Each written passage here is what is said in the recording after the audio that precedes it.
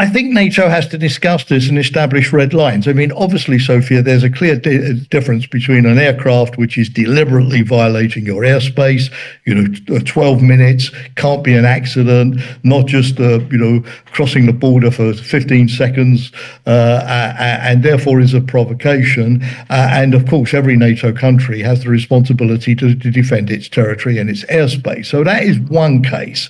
The other case is that you get which we also had last week, some Russian jets flying over an energy platform in the Baltic Sea. Provocative because, of course, it was a platform operated by Western companies, but in international waters, in international airspace. So, there's one kind of provocative action, which is not friendly, but there's another kind of action, which is a direct military threat in terms of the military aircraft crossing into your territory. And I think we have to be very careful about getting the situation right. The second thing, if NATO does set these clear red lines, it's very important that if an incident occurs, for example, a Polish aircraft has to engage a Russian aircraft and shoot it down because of a clear violation, it is very important that the rest of NATO backs this up fully. If you get this kind of situation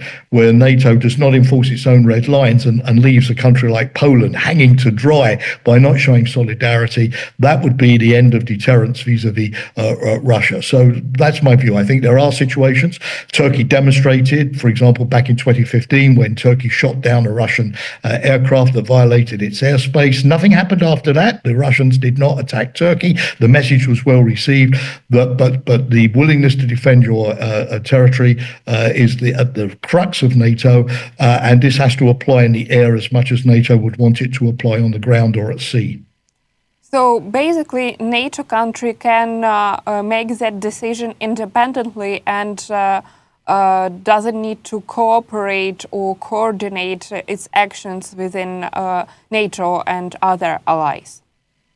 The right of self-defense, of course, is a national responsibility, yes, and every nation, of course, has the right to, under the UN Charter, under international law, to defend itself if there is a clear aggression, a clear military violation, a clear threat. But, of course, NATO does have an integrated air defense system, and if you look at the case of the drones that crossed into Poland a couple of days ago, or the MiG-31s violating Estonia, airspace, you saw Italian F-35s, Dutch F-35s, obviously Polish jets, Danish jets, Swedish jets, all participating in that particular exercise.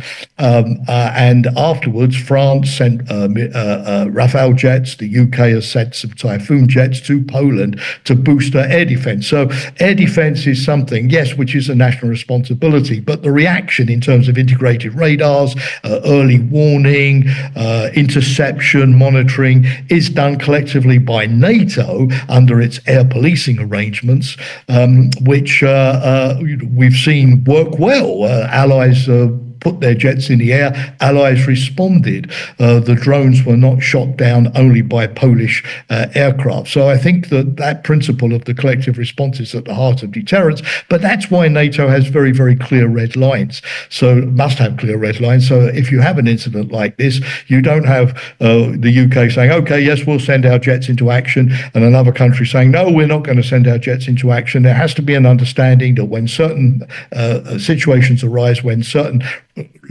lines are crossed, the alliance will respond collectively. And I think that's deterrence, and that will make Russia stop doing these things in the first place.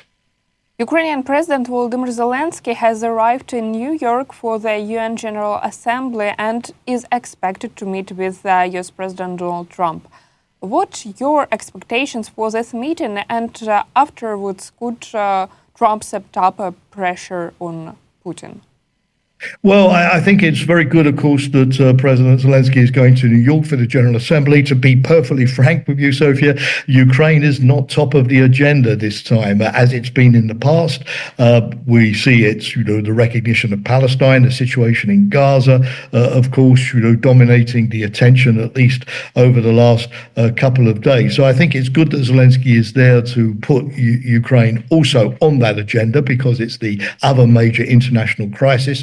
apart from Gaza, that we are all facing at the moment, including the United States. And I think, not just in his speech at the UN, but in all of the many bilateral meetings with global leaders that he'll be having, Zelensky can keep pushing Ukraine's interests forward. And the meeting, of course, with Trump is important. The relations between the two men, thank God, have improved after that terrible meeting in the White House last February. But I think, what Zelensky has to do is communicate two big messages to Trump. Number one, you, Mr. President, and many people in your administration constantly talk about us as if we are losing the war, as if Russia is big, we're small, and therefore, the result is inevitable. That's not true.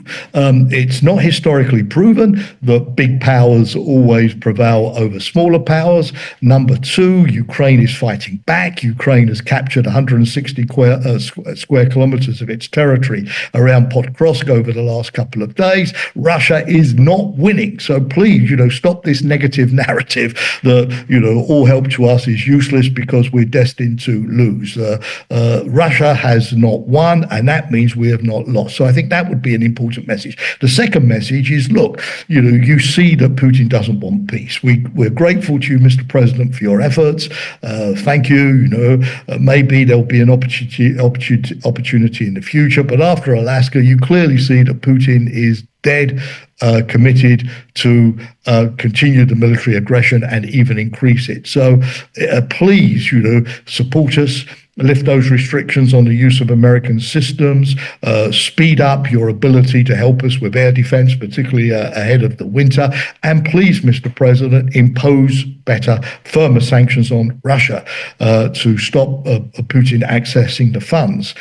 Trump talks about this all the time, but so far he hasn't done anything. And it's not particularly clear what new sanctions the United States would be willing to impose. The EU is working on a new 19th package of sanctions, which turned the screw importantly in many areas: finance, cryptocurrency, Russian LNG supplies, and so on. But what is the United States intending to do precisely? That's not particularly clear. So I think that this is an important time. Trump always says he's running out of patience with Putin. That's all very well, but when does running out of patience stop and action begin? And I think that's what the President Zelensky, like other European leaders in recent weeks, really now needs to test with President Trump. He's saying the right things, but saying the right things, Sofia, doesn't get you anywhere in life if you don't do the right things.